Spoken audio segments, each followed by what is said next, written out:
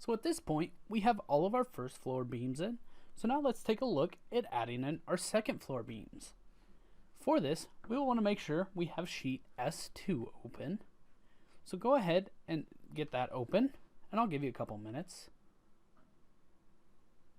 And while you're opening that, we are also going to take a look at adding in our joists, our bracing, the mezzanine, the hip roof, the rolled canopy, and then creating our grouped member. Alright, now that you have that open, let's go ahead and open up our roof framing plan. Again, we can either select our open view or Control O on the keyboard and then select roof framing plan. With this selected, we are going to add in the rest of our beams here, as well as adding that one column that is at D and 2. So we will need to make sure we are paying attention to that. And to start, we're going to take a look at some different snaps. So let's start by selecting our beam add. Again, that's going to be found in our members, and then under the steel section, we'll expand that out and select add beam.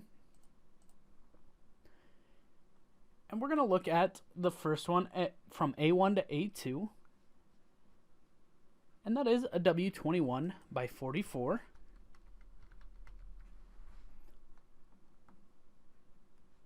For this, we know there are some columns in here that are going to be higher than others. For this specific situation from A1 to A2, we know those are all going to be at the same elevation, so I can just select my 2 points. Looking from A2 to A3, it is the same section size, so I can either repeat that down here or just select my 2 points to continue on. Looking at our next beam, we're going to go from A2 to B2, and we can see that is a 16 by 26, so I'm going to type in W16 by 26. And for this, we're going to want to use a new snap called our exact point. So we're going to select this exact point snap. And now we can see, as I go around to the different columns and such, that is in the correct plane. So I'm going to select from my first point here, so we can see our elevations 126 foot 0. And then for our second point here, we can see it's still showing 126 foot 0. That is because these snaps are going to be remembered for each click. So for your first point of your beam add and your second point of beam add, those are going to be separate snaps. So for that, we'll just select exact point again, and now we can see that is now showing the 126 9 1/2. So we'll go ahead and select that, and we can see it shows that right end plus 9 1/2. Being that this is a W16 by 26, I can go ahead and add that from B to C. We can see the plus 9 1/2 there in the middle. And then for this next one, since we don't have the column there at D and 2 yet, I can actually go ahead and just middle click to repeat that. Being that these are all W16 by 26s for our main, I'm going to go from B3 to B2, and we can see that right end of that member is plus 9 1/2. Now, could I middle click and repeat this member here? The answer for that is going to be no. If I repeat that, that right end is plus 9 1/2 inches. So if I were to have done that, that would then start it at 126 9 1/2, and then the right end would be another 9 1/2 above that. However, I can repeat that down here at C and 3. So we'll go and middle click. And then I can go ahead and just left click at B and 2 and then B and 1. And then in this case, I should be able to repeat that here at C and 2.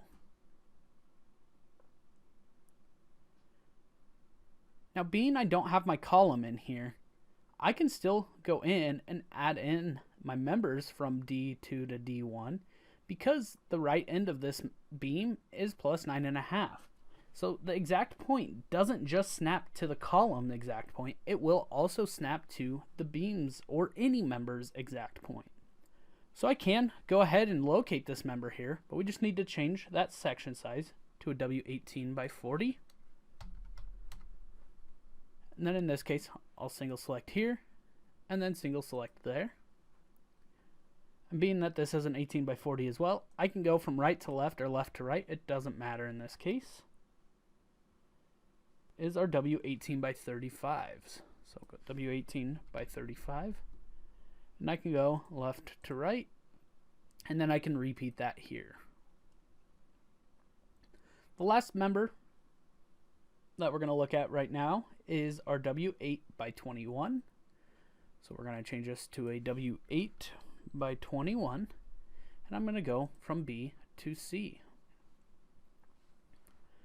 Once I'm done with this, I can go ahead and right click out of the command. And then I can hit SA on the keyboard to turn those all solid. So we have not added in our joists yet. And then we'll add in our roof frames, our roof openings here in a minute. But looking at where we are missing this column, because these members are all framing to the same location, they don't know which member would be the supporting and which would be the supported. So that is why all of them are set back the way they are, because they cannot create any connections. For this, let's go ahead and add our column. So let's take a look at sheet S5. So I'll give you a second to get that open.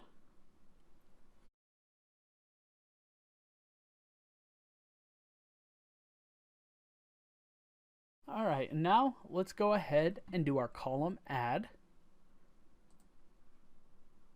Now when I do this column add, we can see it's going to go from 114'6" up to that roof elevation, and looking at S2, it is going to be plus 9.5. Let's call this an HSS 5 by 5 by 3/8. And that bottom end, it says the base plate is as required, so I can leave that set at auto standard. And then I am going to lock in my elevation at the 114'6". And then it is calling for our cap plate here. So I'm going to go ahead and change our cap plate from auto standard to our user base cap plate. I'll go and hit the browse button and we'll select CP1. Say OK. And then we can go ahead and lock in our elevation here to 126 9 1/2. And then we're just going to left click to select at D and 2. We can now see it has placed those members in here and has brought those closer to it. And if I say SA on the keyboard, we can see it now has those connections in there with the cap plate on the column. So again, it doesn't matter what order we add these members in, as it will go through and process and create those connections regardless. Next, we're going to take a look at adding in the rest of our beams on S2, so for our roof openings. So let's go ahead and open up S2 again. And then once we are here, we're going to go ahead and set up some construction lines. So for this, I'll go to my Layout tab. I'm going to select Construction Line Add. I'm going to start by basing off of construction line that is running along grid 2. And for this, I'm going to go ahead and use my add plus and minus, which is going to lock our base position. So I'm going to use the red for the color for this one. I'm going to go 7'6". And since it's symmetrical here, I'm going to go add plus and minus. And then from there, we need to go another 6 foot. But because we use the add plus or minus, that's the same as using the lock base position. So we need to pull those values from the construction line along grid line 2. In this case, that is 13'6". And we'll hit add plus or minus.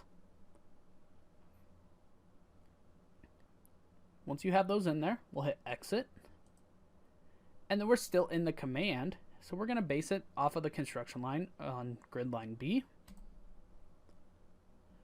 And then we're going to go 10'0", and I'm going to make this one red as well. So I'll hit add plus. And then there's a 5 foot gap in there, so I'll go 5'0" and hit add plus. And I could add that extra 10-foot one in there, but it's not needed. So I'm going to go ahead and escape out of this command, and then I'll hit escape one more time to complete that command completely. Now when I go to do my beam add, there's a couple things we need to notice. First is the W12 by 26 is called out as web normal. So I'm going to start my command for my member add beam. Now if you see, I can't select this point right here. The snap is telling me that I have to snap to an exact point. Well, in this case, we're going to actually want to use another. Because these members are sloping, if I were to just use intersection of construction line, we could see that will snap right to that. However, that is at the elevation 126.0, so that would not be in the correct location. These are going to follow the elevation of the sloping members on B and C. So for this, we're going to use the intersection of construction line and member line. So now when I hover over this, we can see that is calling that out at elevation 126.4 and 13/16. And before I select my first point here, we need to set our section size. So we'll go W12 by 26. And then we're going to select our first point. And then we need to make sure we change our snap for our second point. Go and select that. And again, we can see our elevation is updating correctly. Now if we notice, if I turn this to solid, if we take a look, it looks like this beam is not following the slope of this other beam. That is because we did not set that to web normal. So I'm going to revert back to my view. So Control R. And then I'm going to edit this member. And I'm going to set the web rotation from web vertical back to web normal. And with that at web normal, I'm going to say OK. And now if I rotate around, we can see that is now following that slope. So I just used U to undo my view change. And then I can go in and add another beam. If I wanted to make sure this next beam is going to have web normal set, as it should carry over, I'm going to go ahead and turn on the option to launch member edit. And then I'll select my 2 points here. As we can see, it did snap to that 126.6 and 15/16, so it automatically used that member line for our elevation, and it did keep those web rotations as web normal. I'm going to go ahead and say OK. If I wanted to, I could turn that back off now, and because of this member, because of our snap automatically remembering or snapping to the correct elevation, I can go ahead and repeat this. So I'll just middle click on the left end of those members, and we can see those elevations have changed. So I can go ahead and right click and see those members, and if I want to turn those solid, we can take a look and see that those should be following that slope. So we can see both of those are. Again, I'll use U on the keyboard to undo that. And the next thing we're going to take a look at is adding in our channels. These are going to be added in as beams as well. So we're just going to do our beam add. And then we're going to set our section size in here. So this is a C10 by 15.3. And now that I have tabbed out, as soon as I set that section size, we can see we have an option for our toe direction as well as for double material. If double material is set, we can see it shows 2 channels, but in this case we only have 1. And then we have the toe direction. Thinking of the toe direction, think of it as if you were holding that member in the left end being in your left hand. So the left hand is holding the left end, the right hand is holding the right end. Do you want the toes in, which would be pointing towards you, or out, which would be away from you? Looking at our drawing here, if we're looking at the first one closest to B, that is going to be toes out. With our snaps set to intersection or construction line and member line, those should pick up those elevations automatically. So I should be able to go in and just select my left point here and my right point here. I could come in here and select my 2 points down below since those toe directions are correct. And then in this case, I can change my toe direction so that the toes are in now. With that set toe in, I can then select my points here. Once I escape out of this command, if I turn everything to solid, we can see those channels are now in there correctly. The one thing we will want to make sure and reset is our web normal. If I edit these four members, I'll select those two, hold down my shift key and select these two. I can then right click and edit. We can see our web rotation is remembered from our last members, which was web normal. So for this, we'll want to change that to web vertical for both the left and the right end. Just so that way when we go in and add more members, that is remembered correctly. In this case, we would have gotten the same results, so it wouldn't have mattered. But just for best practices, let's reset that.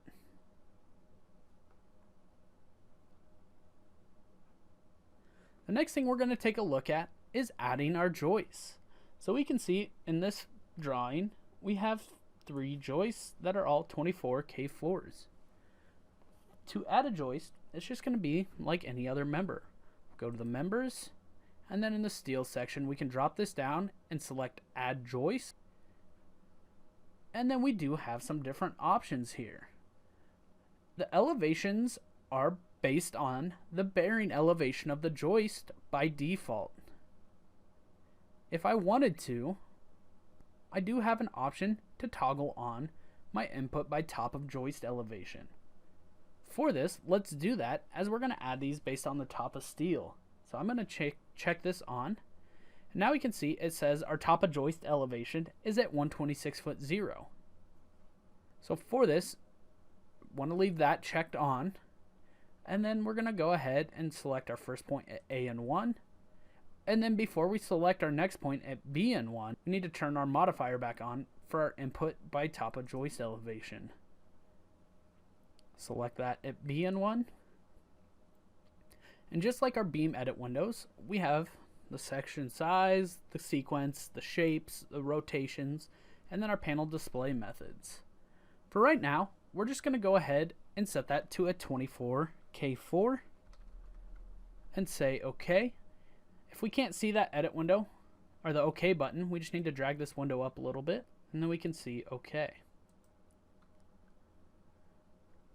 Just like we had with our other members, because of the spacing here, we can repeat these based off of the left end. So I can go ahead and middle click at A and 3, and I can middle click at B and 3.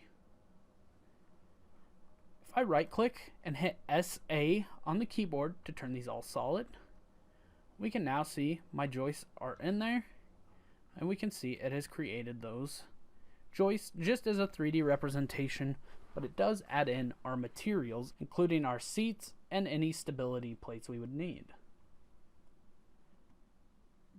If I edit this joist, we're just going to take a look at some of the different options we have here. I can edit this, and we have some different shapes. Our shape right now is set as parallel. If I drop this down, we can set a single pitch, double pitch, arced chord, bowstring, scissor, triple pitch, or a BEM custom, which would be a model that would be provided from another manufacturer. For this training, we are going to leave that parallel. And then the next thing we can take a look at is our panel display method.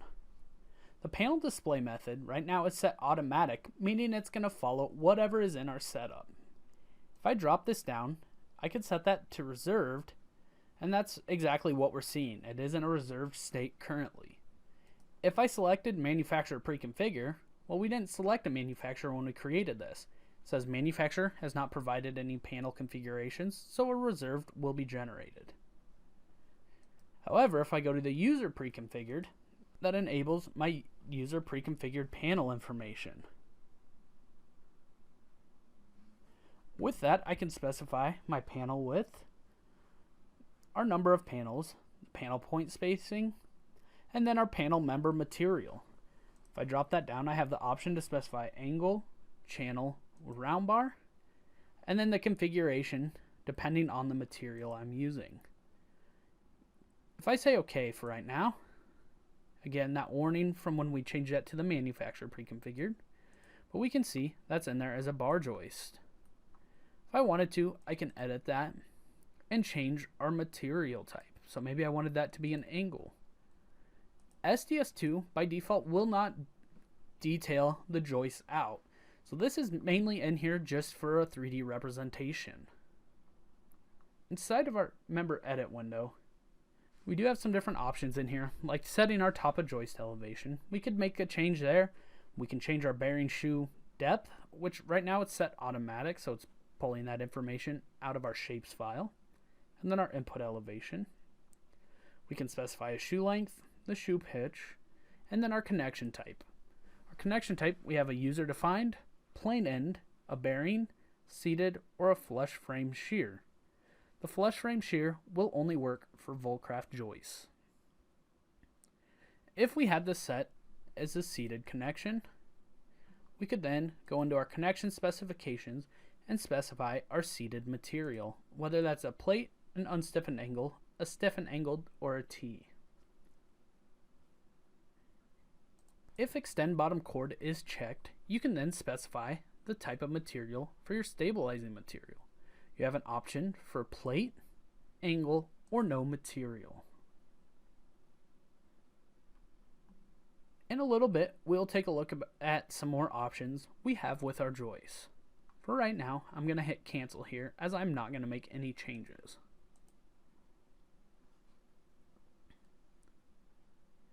The next thing we're going to take a look at is adding our bracing.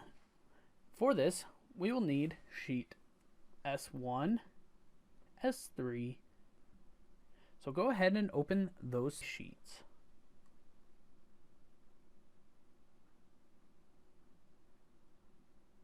With those sheets open now, we're going to start by looking at our horizontal bracing. The horizontal bracing must be in the same plane that the member it frames to are in. However, vertical bracing, the work points have to be added at the nominal depth of the beams and the center line of the columns. We'll take a look at both of these right now. So let's start by opening up our second floor plan. Again, I can go layout and open view, and then select second floor, and then say OK. Looking at S1, we can see we have a WT 8x13 and two L6x4x38 braces in here. To add these, we'll go to members, we'll drop down from our joist. If that's back at default, we'll just drop down from column and select add horizontal bracing. Go ahead and select that, and then we can take a look. We're going to start with our angle. So I can type in my section size, L6x4x3/8. And with this, you do not type the 2-, as that will be specified either in the member edit window or here in our add options bar. First thing we have is our side of gusset. Do we want the gusset near side or far side? And next we have our long leg. Do we want that outstanding or to the gusset? Next we have double material, which for this case it does call out we have two angles there, so this is going to be double material. Then you have your left and your right end connections. If I drop this down, we have an option for user defined, plain end, or an HBRC plate. In this case, we want that HBRC plate. So I'm going to go ahead and just locate my 2 points then. Select from that point to the center point of D and 3. And we can see it's added this brace and calls that out as 2 L6x4x3/8.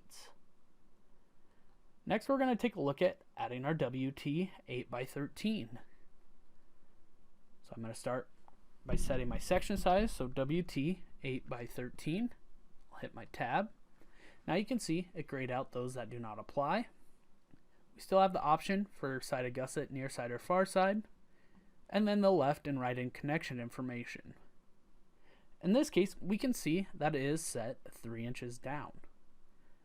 There's a few different ways we could go about this.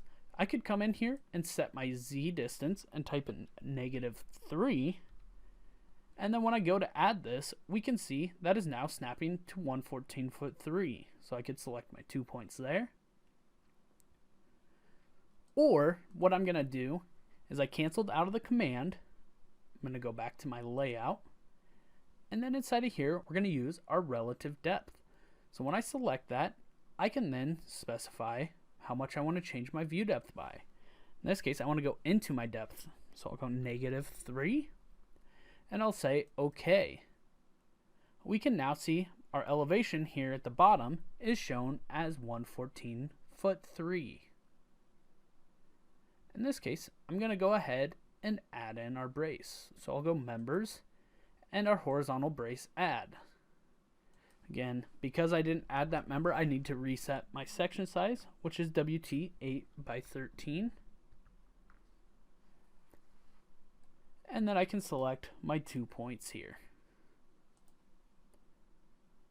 Once I have that selected, I can go ahead and right click to end the command, and then I can turn those both to solid and see we have the double angles as well as the WT.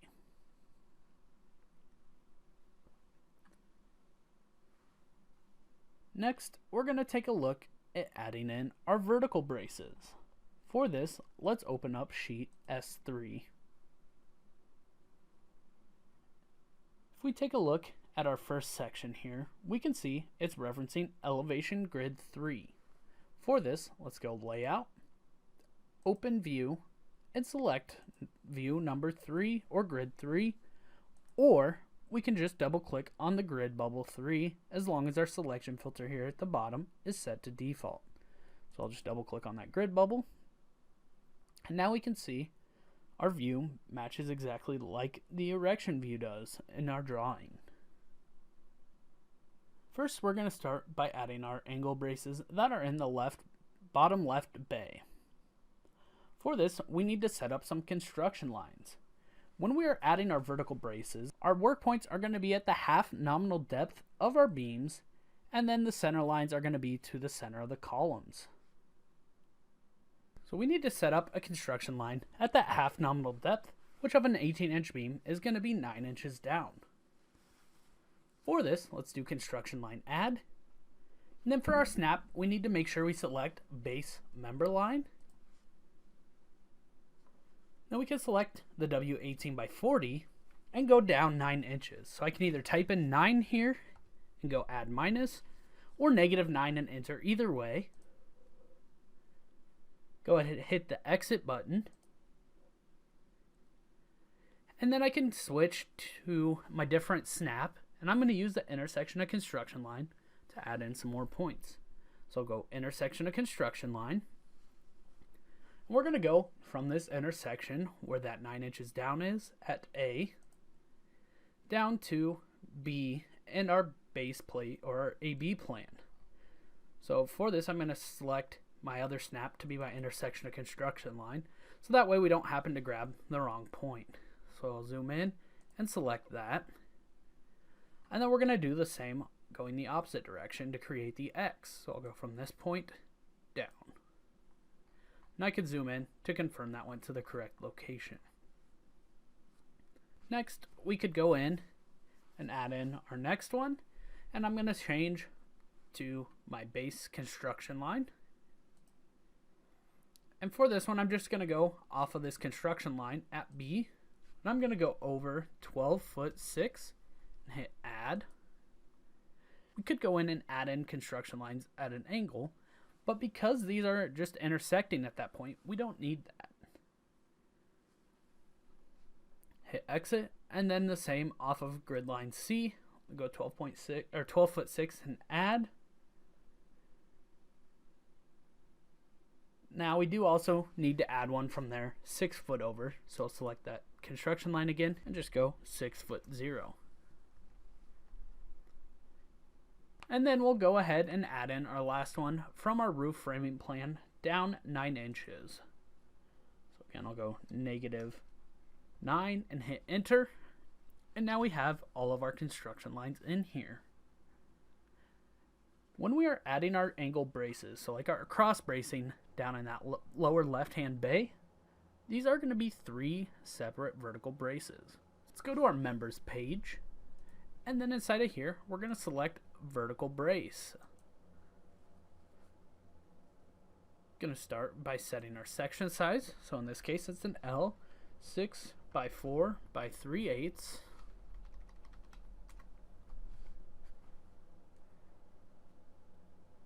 And then we can specify the side of gusset, whether that's near side or far side. And we should have our long leg if that's outstanding or to the gusset. We have double material, which in this case we will use because it does say 2 L6 by 4 by 3/8. And then inside of here we can now see our configuration. So if I drop that down, we have an option for back to back. We have a star configuration, we have far side, or we have configuration near side. We have the option to specify the angle leg. Do we want that turned up or down? And then we can go in and specify our left end connection, the right end connection, and then snap in the elevations as well as the infinite add, or we can have it open up that member edit. In this case, I'm going to go ahead and select from our intersection of construction line here down, and then we'll go from this intersection, and we can't go all the way through, otherwise those members will clash. So for this we need to just select our next point here at the intersection, and then from this point up. Next we can change our section size, so we can go W8 by 31. And then inside of here, we do have our web orientation. Do we want that web vertical or web horizontal? I'm just going to leave mine set at vertical. And then again, the connections. But in this case, I don't need to change anything. So I'm just going to go from the bottom to that 12'6". And then from the 12'6" down to the bottom again. As you can see, it created that connection. And then we're going to go with the HSS 6 by 4 by quarter. For this, I will type in HSS 6 by 4 by 1/4. We're going to go from C in our AB plan to our upper point here at that 9-inch down. And then we'll go from that 9-inch down point to the bottom of our base plate. Again, we can see it created that combined plate. Next we'll take a look at our WT 4 by 9. So next we'll type in our WT 7 by 11. So we'll type in our section size WT 7 by 11. And as soon as I tab out, we can see we now have our side of gusset if it's near side or far side. And then our stem orientation. If we take a look, it does call that out as stem down. So we'll drop that down and we'll go vertical. And once I tab out of that, we can now see this updates stem direction. We have down or up. In this case, it is called out stem down. So we're just going to go ahead and add in our points here. So we'll select from the bottom at that 9 inches down. So even though this is framing to the top of a beam, we still go down that 9 inches. And then we go to that 9 inches down at the top here and at the center line of the column. Now, I did not have you add in the last 6-foot construction line, so we can do this one of two ways. We can either cancel out of the command, or what I'm going to have you do is we're going to add in a different way. So let's first set our section size, so WT 4 by 9. Our stem orientation is not down or up, so we're going to assume that's horizontal. And then we can select our first point here. And then for our second point, what we're going to do is we're going to use our XYZ offsets here at the top. And for our Z, I'm going to go -6'0". And we can see that's from the top of our roof framing plan. So in this case, I just need to make sure I select the correct construction lines. And we can see, even though I'm hovering here, we can see the actual point locator is down here, 6 foot. So I'll go ahead and locate that. And we can see it's added that in there. Now before I end this command, we want to make sure we clear out our XYZ offsets, otherwise that will be remembered for our next command. We can go ahead and right click and end our command there. Next, we're going to take a look at our bracing on grid line D. So let's go ahead and open grid line D by going to our layout tab. Hit open view, and then we're going to double click on grid line D or single select and say OK. Looking at the brace line D, we can see from 3 to 2.1 is where we will be adding these pipes for our vertical braces. Now this view is starting to get crowded or overlooked with some different text and stuff. Maybe I want to clean this up a little bit. At this point, what I'm going to do is let's go to our display. And then inside of the display section, we're going to go into our display options. And we can turn off things in here, such as our construction lines. Maybe we didn't want to see any of those. We have the option to turn off construction circles, our different grid lines. If we want to show the grid bubbles, we can scale the grid bubbles. Do we want to show the center of the curved grids? Do we want to show exploded positions? Show all grid intersections? We have the option to turn off members, member lines, piece marks. So maybe I don't want to see my piece marks. We have the option to turn off member numbers. Maybe I don't want to see those. And then our member section size. I'm also going to turn that off. We can turn off an ABM ID. We have the option to turn on or off our member end elevations, our camber annotation, our member custom properties, the member orientation indicators, moment symbols, member ends always displayed, our shear tabs. We can display the solids as edged. We can show the joist outline and the stair outline. We can specify our text scale or actual scale of our view, which will affect how our details come out. We can show holes, bolts, welds, voids, layouts, rebar, cover surfaces, cranes, crane placements, notes, drawing overlay, terrain, rulers, scroll bars, model dimensions, tile decorations. Once we have these all set, let's say OK. And now we can see that is much cleaner. So let's go ahead and set up some construction lines. For this, we'll go back to our layout tab, go back to our layout page. We're going to go ahead and select construction line add. And it remembered our base construction line. So we can go from our grid line roof framing plan, we can go down 9 inches. So I can hit add as that was remembered. Go and hit exit. And then from second floor, I can go -7. Hit add. We got those construction lines in here. And now we can also see it is going from that 9 inches down to the bottom of our base plate at 2.1. So we're going to use our intersection of construction lines to select that first point. And then down to 2.1 and our AB plan. Now that we have this in here, we can go ahead and add in our vertical braces. So we'll go to our members section. We'll go to our vertical brace add. We're going to set this as pipe 5 standard. And then we're going to go from this intersection at 3 and our roof framing plan down 9 inches to the intersection of that 7 inches down from our second floor. And then we'll just go from that same point down to the bottom of our base plate in the center of the column at 2.1. We can go ahead and escape or right click and turn those to solid, and we can see that we have our members in here now. The next thing we're going to take a look at is creating our truss, which will be on grid line 1. For this, I'm just going to double click on grid 1 here, and we can see it took us right to that. The truss is going to be between B and C. I'm going to delete some of these construction lines out so I have less to worry about. So for that, I can go layout, And then I can go construction line erase, and then select the lines I want to erase. In that case, I'm just going to select those and hit enter.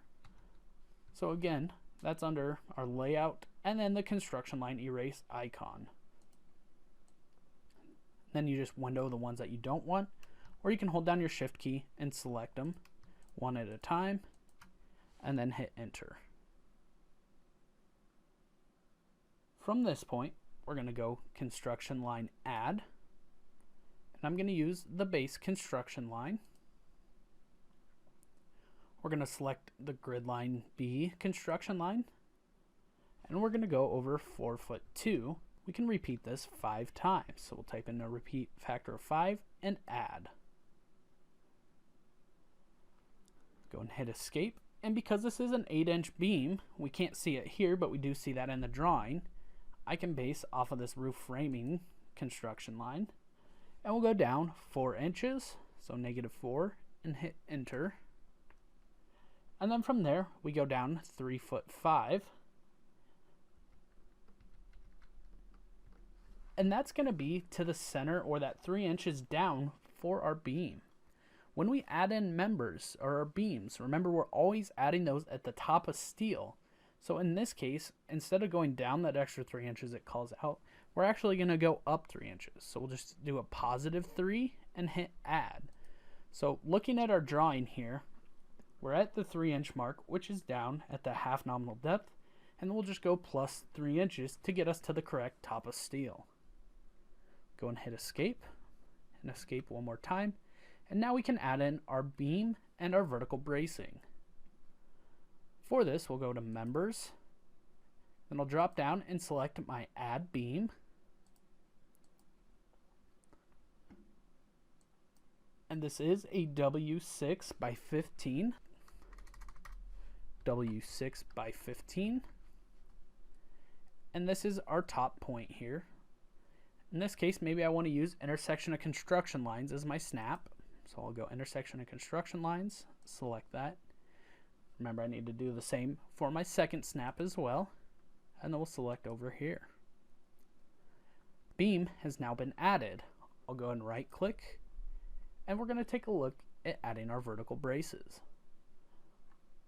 For this, I'll go to my drop down under our steel for our add vertical brace. Once you have that selected, we're going to type in our section size of L 3 by 3 by 1/4. We need to make sure we set it to be double material, so we're going to select that icon here. And then we're going to select from this 4-inch down line to our intersection, but remember we need to go to the bottom one here. And we can see that's added. Now we can go in and repeat this based off of the left end. So the left end of the member is going to be on the left hand side here. So I need to make sure and repeat that at the correct locations. So we're skipping this one and placing it there. In this case, I'm going to go ahead and go from the bottom to the top. And in this case, I can repeat that at the bottom as well. So that's our left end. So I can repeat that at each of those lower intersections just by middle clicking at each of those fields. And then we'll add in our last points here by left clicking here to that intersection. And then I can repeat that here as well as here. Once I'm done, I will go ahead and right click. And then if I hit SA on the keyboard, we can see it has now added those vertical braces and the beam, and it created all the connections for those, except for a couple here which are failing. If I edit this beam just by double clicking that, we can see in the information tab, which is collapsed, so I'll click on that and expand, we can see we have failed connections. We will take a look at this in a future video going over connections.